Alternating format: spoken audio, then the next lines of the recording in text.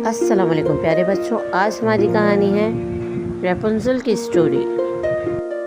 एक दफ़ा का जिक्र है, एक बादशाही में एक बहुत प्यारी खूबसूरत लड़की होती है। उसका नाम रेपुंजल होता है।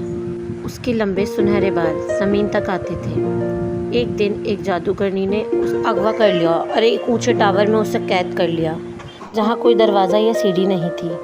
रेपुंजल अपने बालों को खिड़की से लटका देती और जादूगरनी उससे ऊपर चढ़कर आ जाती। एक दिन एक शहज़ादा वहाँ से गुजर रहा था। उसने रेपुंजल को जब गाना गाते हुए सुना तो वो भी उसके बालों की मदद से ऊपर चढ़कर आ गया। दोनों एक दूसरे को पसंद करने लगे। शहज़ादा रेपुंजल को इस कैद से बाहर निकालने की कोशिशों में लग गया। एक दिन जादूगरनी ने शहज़ादे को देख लिया और गुस्से में आकर रेपुंजल के बाल काट दिए और उसे दूर जंगल में छोड़ दिया।